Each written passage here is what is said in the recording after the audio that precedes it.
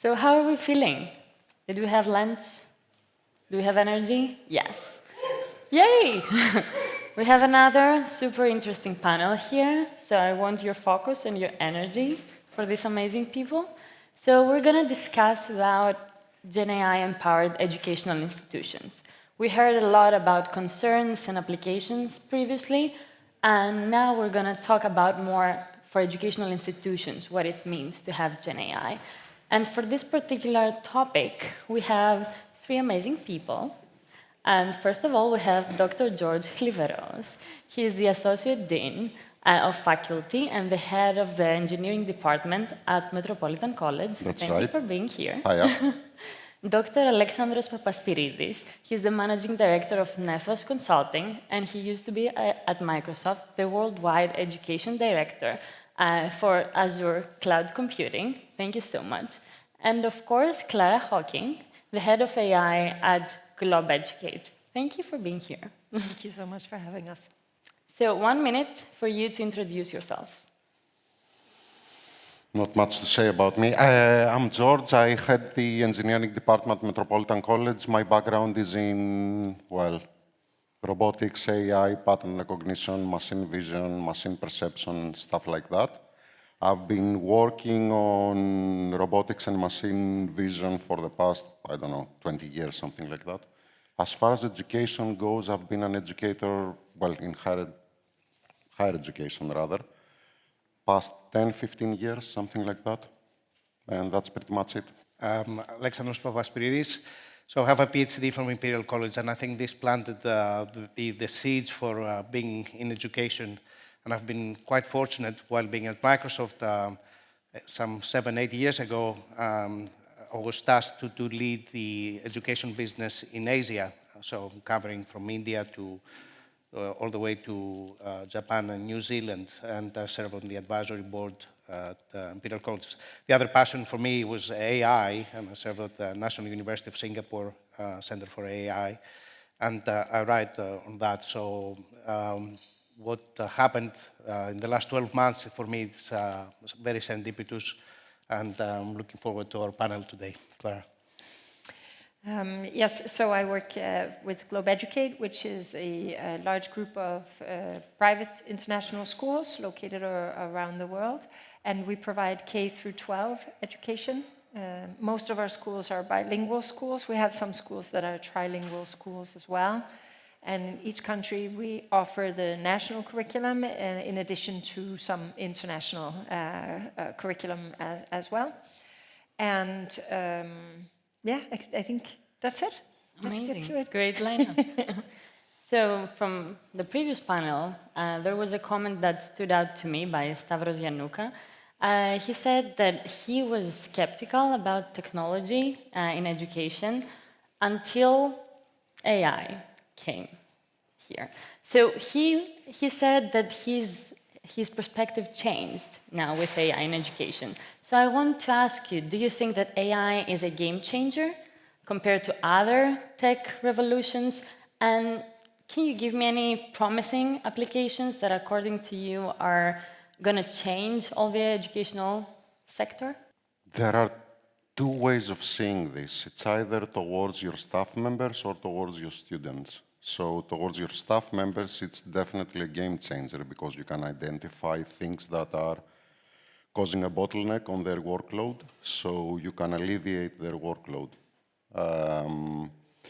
and leave them time to do more interesting things like, change the curriculum, embed more things into assessment components, change the assessment components. I mean, nowadays we have many types of assessment components which we can more freely use, because in the old days it used to be a bit more complicated.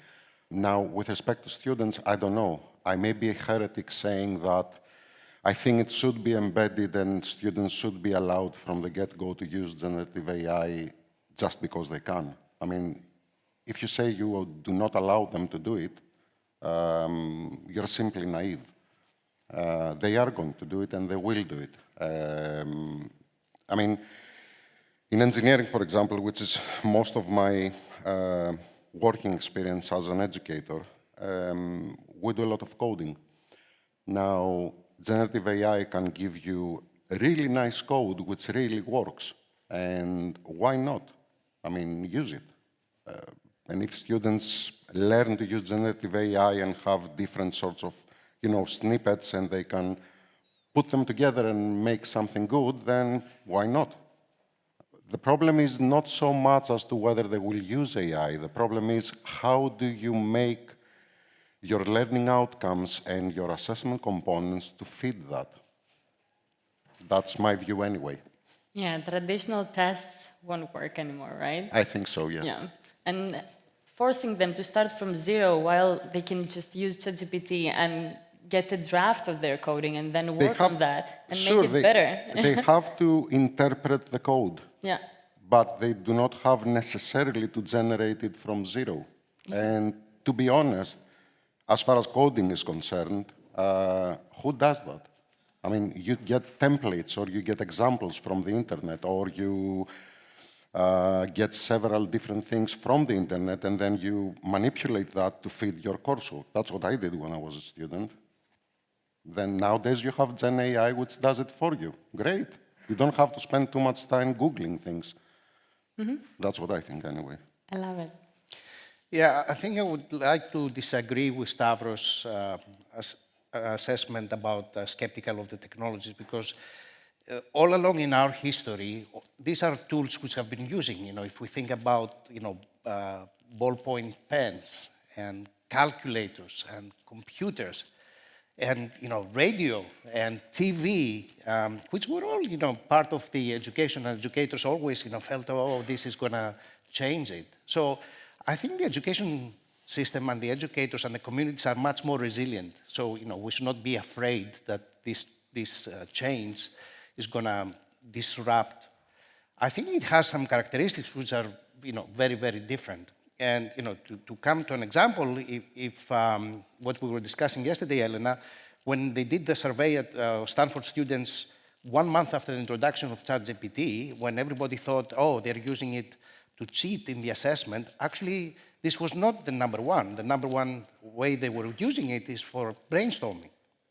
So I think the challenge that we will have, and we will discuss it, is now that we have students which are much more advanced than the teachers, the faculty, and how do we support them, and how do we bridge these expectations. Now, if we look at AI specifically, last year, with my colleague Jason LaGreca at Microsoft, we published a chapter in a book which was called AI in Education, Will the Promise Be Delivered? This was we prepared this before the generative AI, so we covered everything.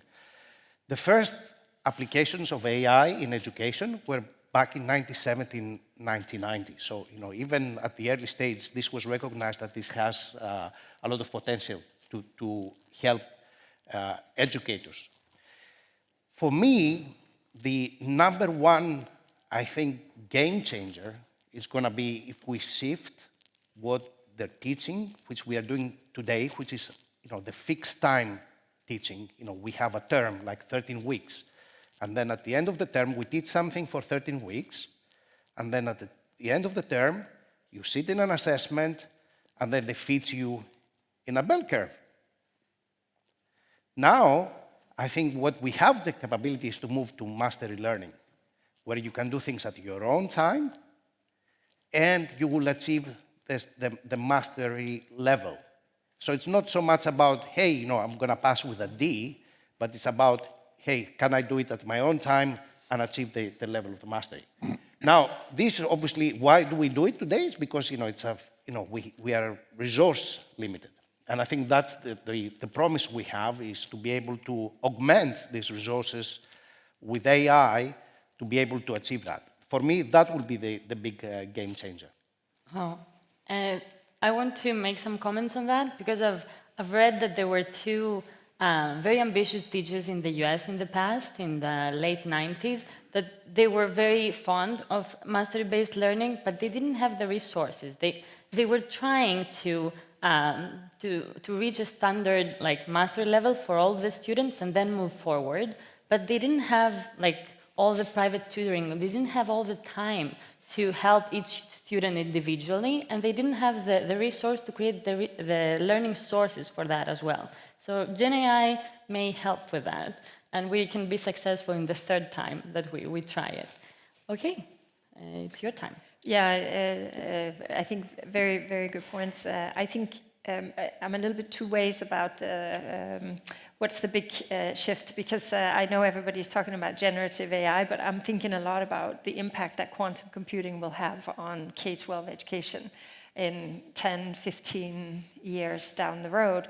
And merge that with generative AI, I think is the future that we're heading towards. And we're also heading towards a screen-free future, which I think will be a relief. And I say that to point out that one of the problems with digitalization and the digitalization hype was that we ended up to a large extent with getting teachers on laptops. We got teachers to make PDFs out of their paper notes. We made them build digital classrooms for assignments and keep grades on the assignments. But we never really spent any time in the last 20 years on developing pedagogy. How are you using the tools? Why are you using the tools? When should you not use the tool? How old should children be when they use the tools in school? And what subjects lends itself well to the tools and what does not? What should remain in an analog environment? How important that early childhood brain development is. And how much should the adults in the environment be on those machines as well, because it leads to absent parenting or absent teaching because you're distracted yourself by the tool. And I think the big game changer is that generative AI forces us out of simply just sticking a computer in a classroom or sticking a smart board up instead of a whiteboard or chalkboard. And it forces us to think about how we're using the technology and when we should use the technology. I think it's a fantastic opportunity now for teachers to be part of developing pedagogy for the future. And in truth, I think that many of the skills our teachers need to succeed in the AI future, they already have. Teachers know how to build relationships, they know how to think critically, they know how to innovate, they know how to test new ideas in the ecosystem of a school, a little greenhouse of minds, in a safe way. They know how to not jump too quickly into something new without first asking those safeguarding questions. And those are timeless skills. Now we have an opportunity to move out of this 200-year-old factory model of having kids sit in rows. Instead of having them sit with paper and pen or chalkboards, we have them sit on a computer. And you can walk into many schools around the world and see that kids are sitting there with 20 computers as if they're in an office landscape. And they're tuned out and they're not learning. Because of all of these opportunities they have now to decide their own learning path, they're not going to put up with the way it used to be. They are going to want to be active learning. They're going to want to do applied learning. They're going to want to do project-based learning because they don't have the patience to sit there and listen to a teacher for 8 hours a day behind a computer. So I think that we're going to see a lot of things pushing us in that direction. And we're going to see a different classroom in the coming years. I loved your point. So training for the teachers, because these tools are very powerful, just because you can tell anything you want. There are no buttons. You just talk to it, and you can say anything. And also, we should adjust the way students learn, because it's a new generation. They're used to more project-based things. And we should adopt our educational system to that as well. So I will stick to the first point, teachers. The ones that have the domain expertise, our beloved teachers, we need to help them use these tools, right?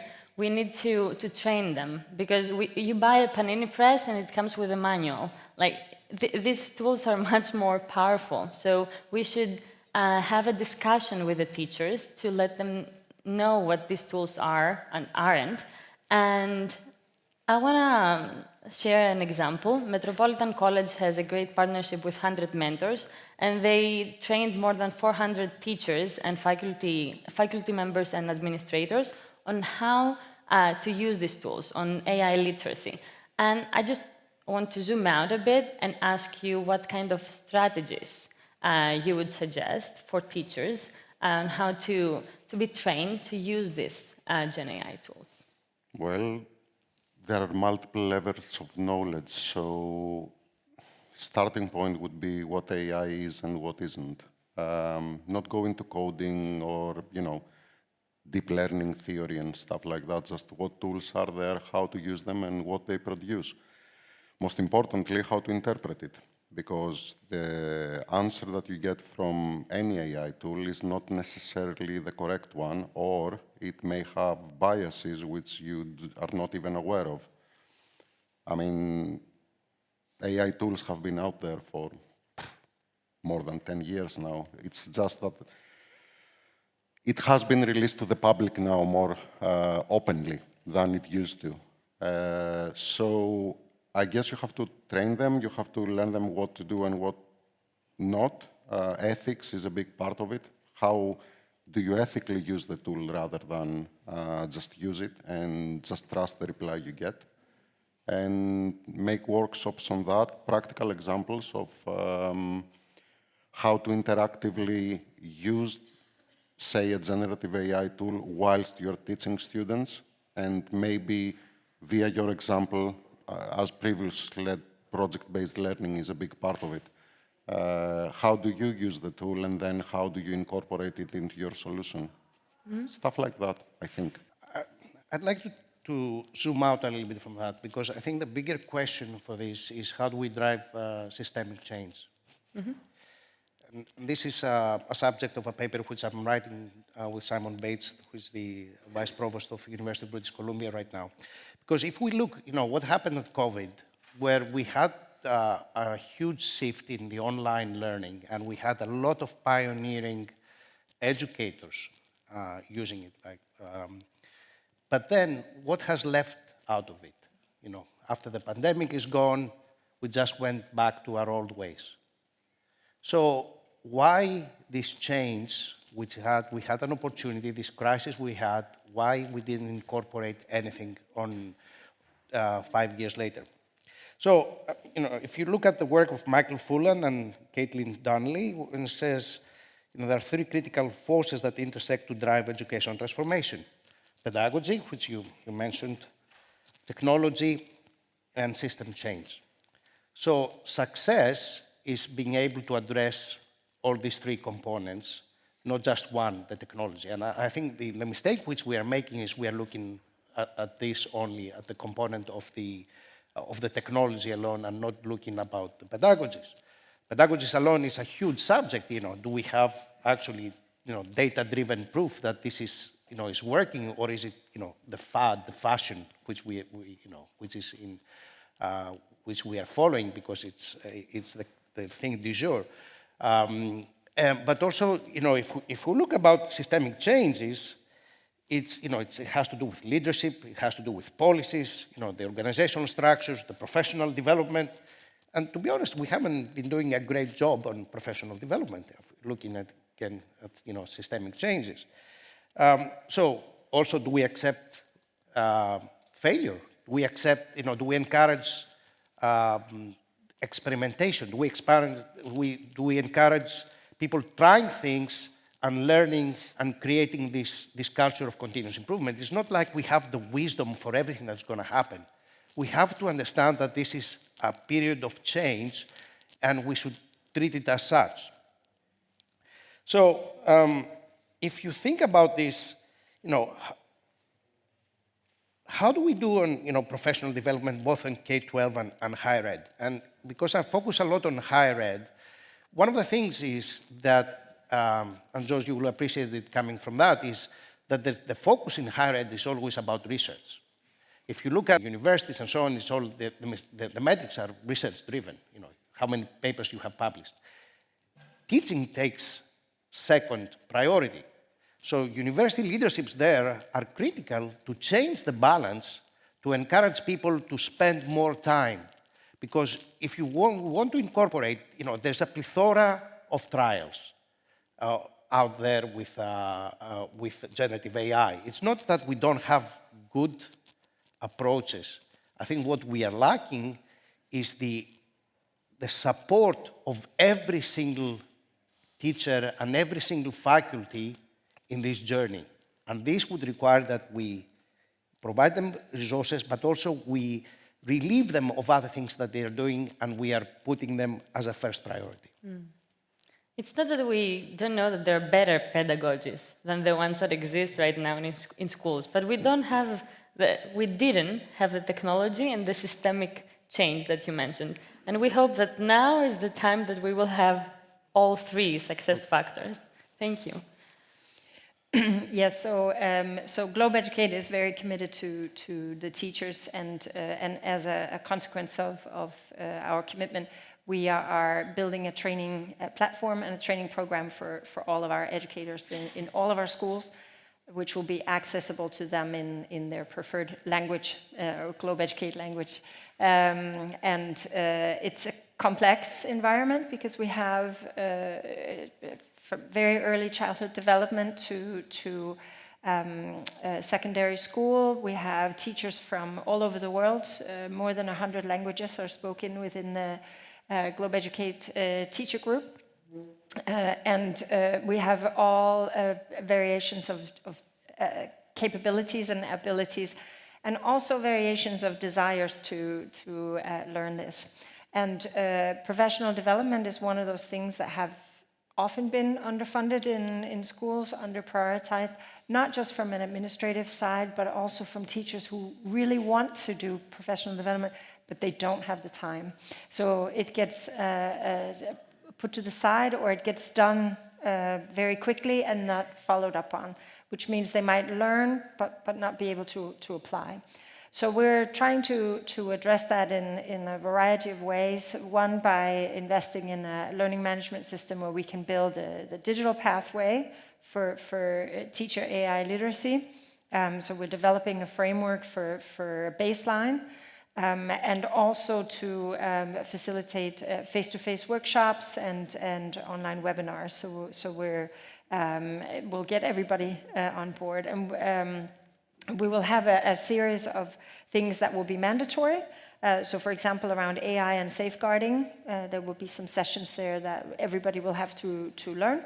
And then there will be a choice as well, like a smorgasbord of learning for the relevant area. But with that being said, I think it is also important to zoom out, because we are talking about a systems change. And I think that thinking that this generative AI is a problem about students cheating, yes, they cheat. They've always cheated.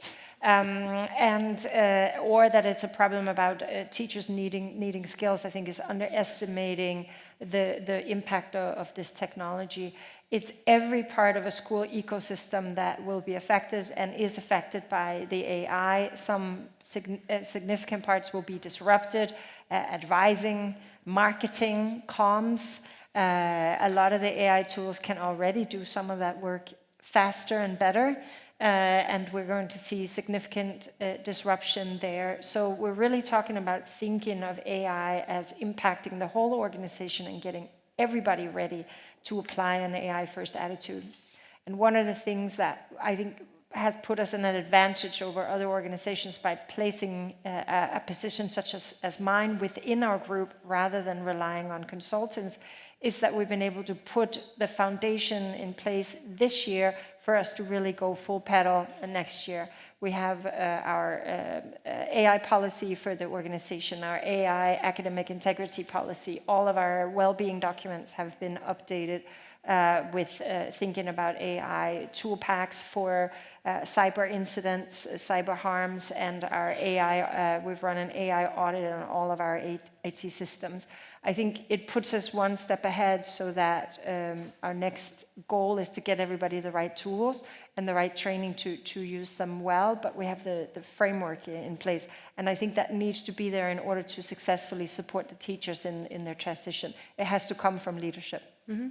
As you were speaking, I realized that I only think about teachers, how we're going to train the teachers, but we also have the administrators that you mentioned. We can upskill right now everyone that is inside the educational institution, not only the teachers, but also the administrators. If we want to reduce the cost and have more budget allocation on the training of the teachers, we should put the administrators also in this budget so that we can upskill everyone, not only the ones that are teaching in classrooms.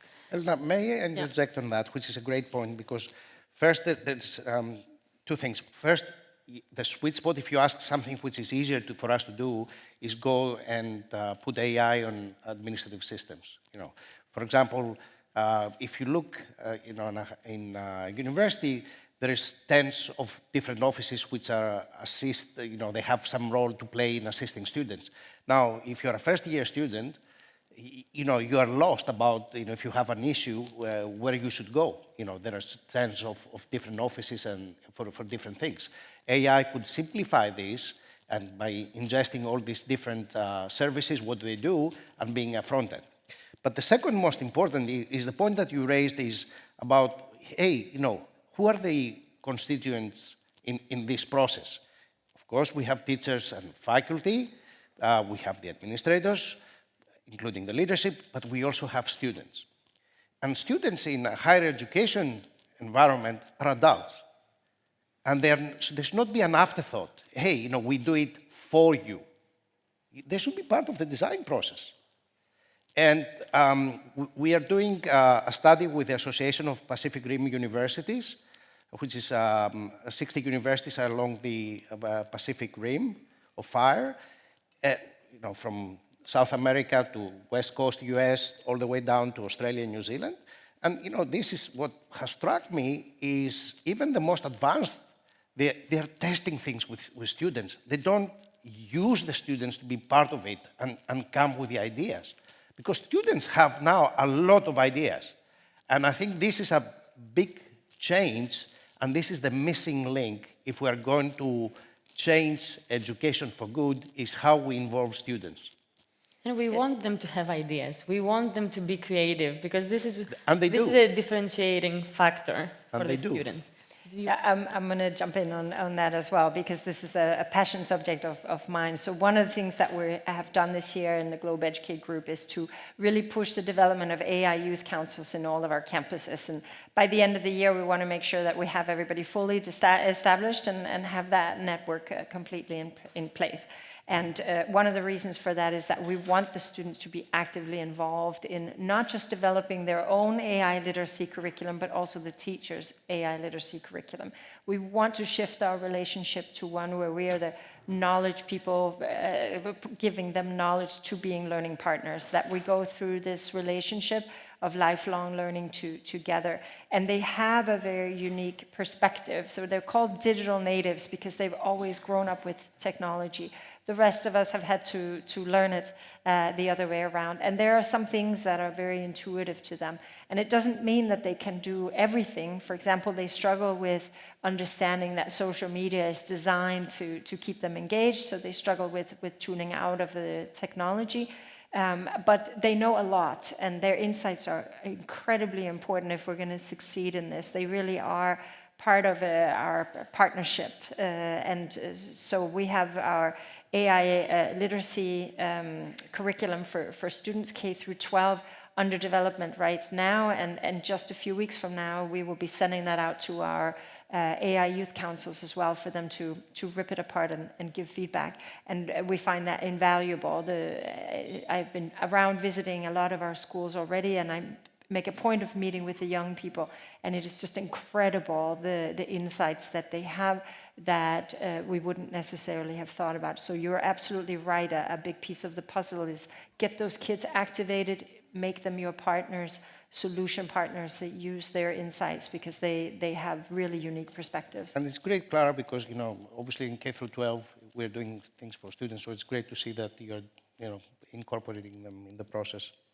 We've become friends, as you can see.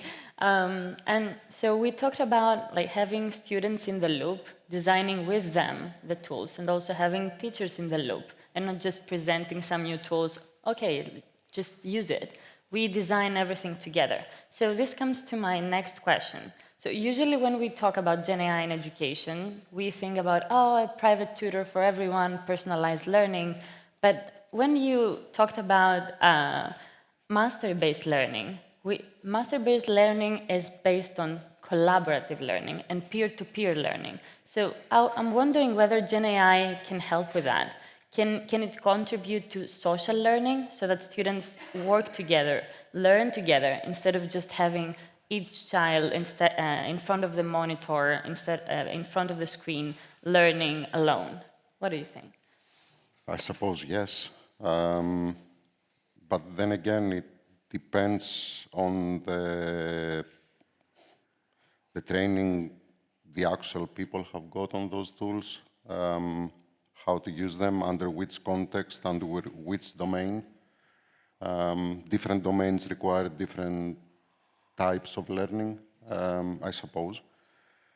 Most of the things that I find rather difficult to incorporate is how do you...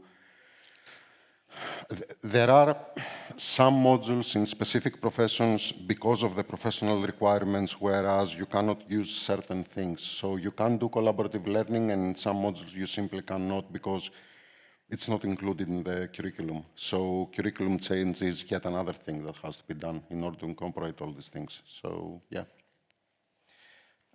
Again, this is a great point because obviously the personalized tutors is just one tool in our arsenal for the pedagogies. And I'd like to bring an example. 5-6 years ago, Professor David Kellerman at the University of New South Wales in Sydney, he created a bot. And this was pre-generative AI, as you can appreciate. This was long before that. And essentially what he did is he encoded in a knowledge base all the questions he was getting from his students. And whenever he built a channel on Teams, so whenever a student would ask something at 2 a.m. or any time of the day, the bot would look its knowledge base and would come up with an answer if it has seen it before. If not, he would broadcast it to the network of his class. He was running a huge class, about 600 students. He was first year mechanical engineering. And the students would jump to answer this. And if the student was not happy with this answer he was getting from his colleagues, he could raise it to the TAs. So this did a number of things. First, it helped the students to be able to to get an answer any time of the day, 24/7, without having to wait for the next office hours of the TAs. And it was helping the students contribute to other students. And this raised the satisfaction of his class to the highest on the first years of University of New South Wales. So the collaborative environment, it has been great. And now with generative AI, we can do much more with that.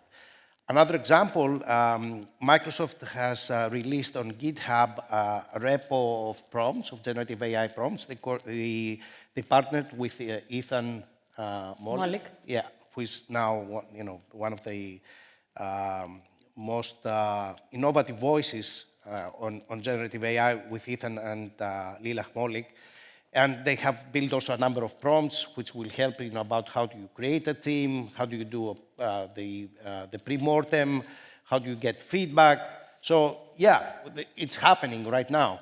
Again, it's about pedagogies. I think that's a great point, and this is where the human is. The human creates the prompts, the human creates the pedagogies, and then we have the opportunity to scale with generative AI. Yeah, I hope we see collaboration when it comes to prompts again, because someone comes up with a prompt and then the next person can improve this prompt. Yeah. And the output is improved as well. If you don't know Ethan Mollick, please check it out. He's amazing. He's a professor at UPenn and he's doing a great job with prompt engineering. And yeah, we come to your point. Yeah, so I think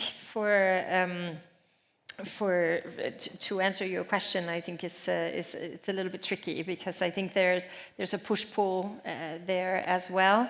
I think that personalized learning sounds really good. We're hearing a lot of conversation about that, and I do think that Everyone that has worked in education or is currently working in education sees that there are students that don't fit neatly inside the box, and they struggle in school. They suffer, they find it difficult, and certainly these new technologies will give them an opportunity to engage in education in ways that they haven't before, and generative AI will be able to support teachers in finding strategies on what could work supporting these students. I also meet many students who tell me that they are starting to talk to their AIs, little buddies, and that they find it quite comforting, especially the younger students. The older students are not so interested in that. But I have also seen some research come out recently on personalized learning, where indeed the students are learning faster and more effectively, but they generally feel more lonely in their learning journey. So I think it's not so easy said as it is done. And I think it would be a mistake for us to park kids in front of a computer doing personalized individual learning. The future is skills-driven. The skills that students need for the future, among others, is collaboration skills, adaptability. They need to be able to be in an environment where they can quickly shift and change. They need to be able to be good at communicating with their team about that. Those are life skills that they can take with them into the future. And they do not learn those by sitting and just prompting with generative AI. We've got to get them up in small groups and working together. So I think that there will be a sort of a natural push from the workforce saying, you're sending us students that don't have the abilities that we need. And so curriculum will change. But until then, we're in this sort of strange place where we're winging it for a while until we get it right. Which is unfortunate, but that's how change is. I think we will see that come around in the coming Clara, years. this was consistent to the feedback we got back from COVID when we had Teams and Zoom and so on. But then what was missing is the interaction that you had when you met in person. So a lot of universities, after COVID, they were doubting the investments that they should do on campus. And I said, the students will not come back.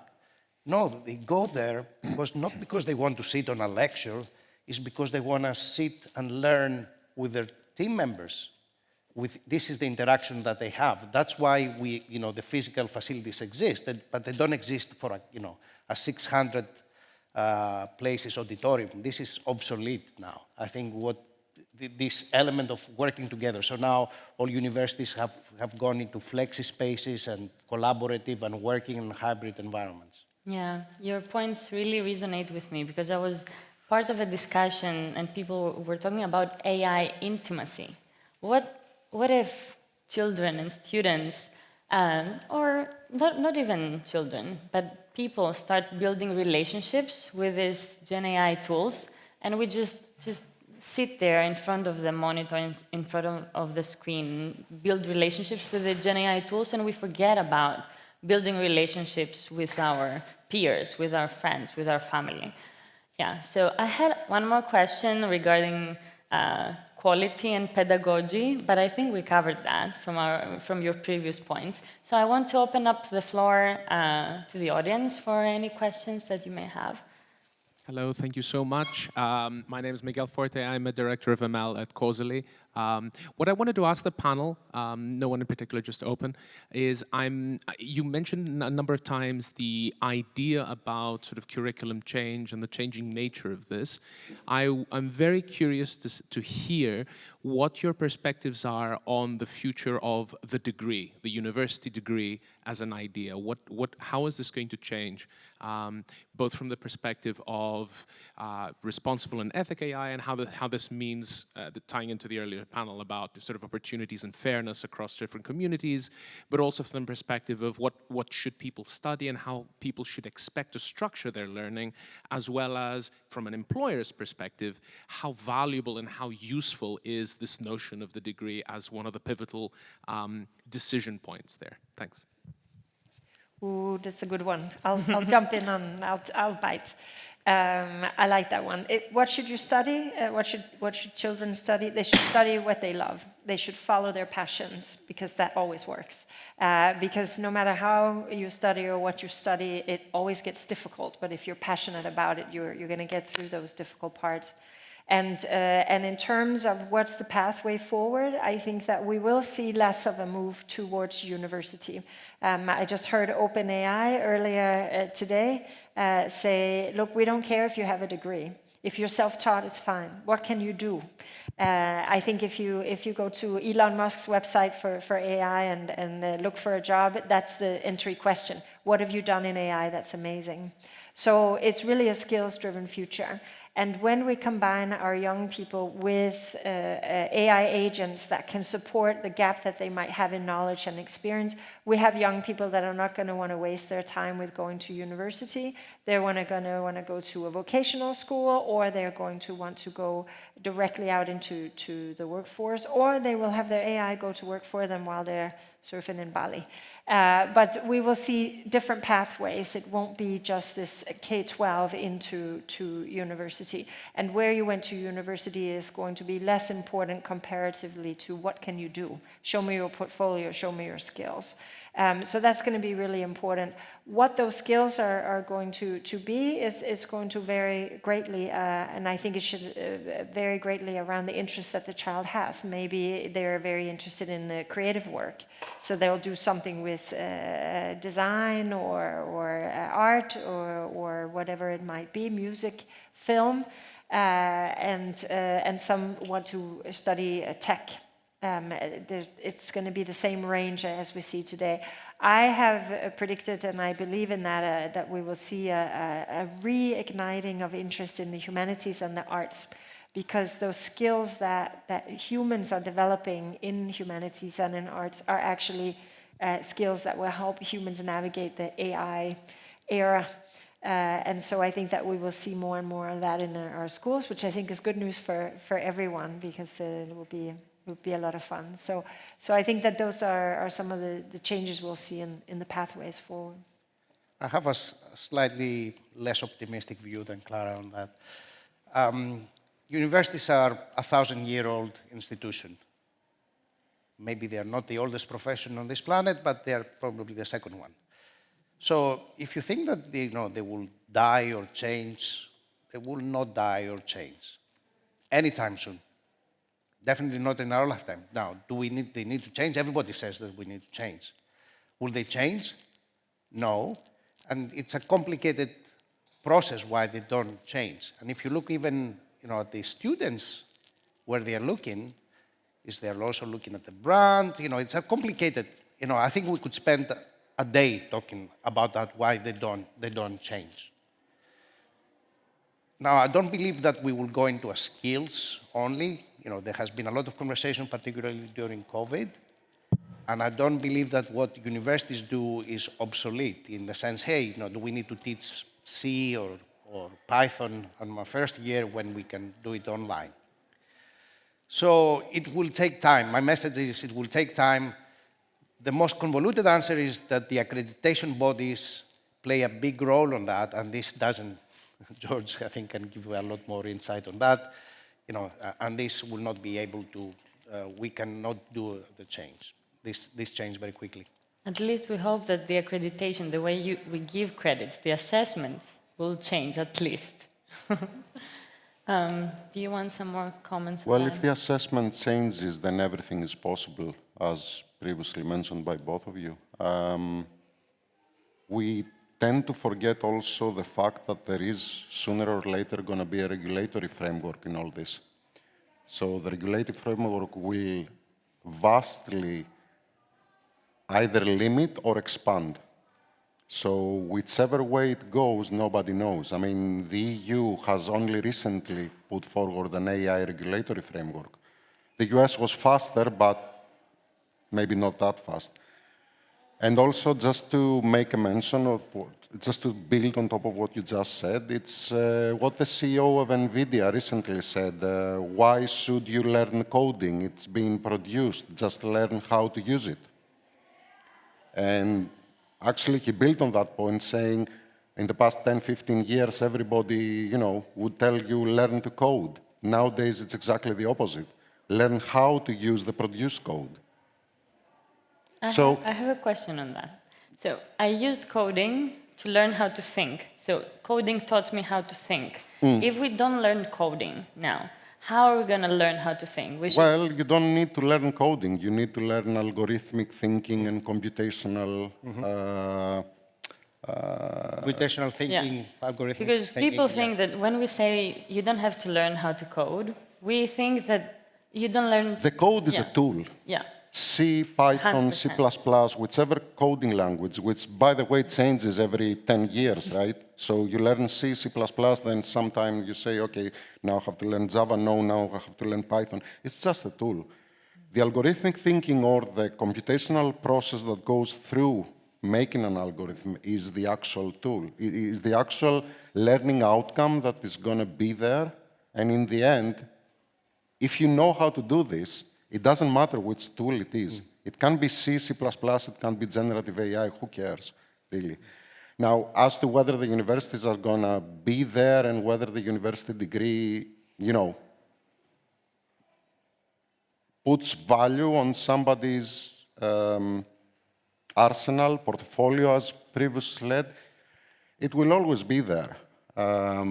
Why? Because the domain-specific knowledge will can simply not come out of anything else. It may not be called university, it may be called something else, but it's going to be something like that. Maybe the degrees are not going to be 4 or 5 years long as they are now, they're going to be shorter, or they may be longer. Because if you want to have collaborative learning over vast groups of people and so on, it may be longer, but it doesn't really matter. I think it's always going to be there. And to your point, there have been cases like with Minerva and so on. But if you look at the 20,000 universities globally, these are 2, 3, 4, 10. They have not moved the needle yet. So we haven't really established a way which we can drive a big change, and that's an issue. There are efforts. In the UK now is TEDdy, for example, a collaboration between ASU, University of New South Wales, and King's College. But it's still, small things. We haven't found the recipe to change the system. Great points, and I think we're out of time, but if you have more questions, please find our panelists later and continue your discussion. Thank you so much. Let's celebrate. Yeah. Thank you.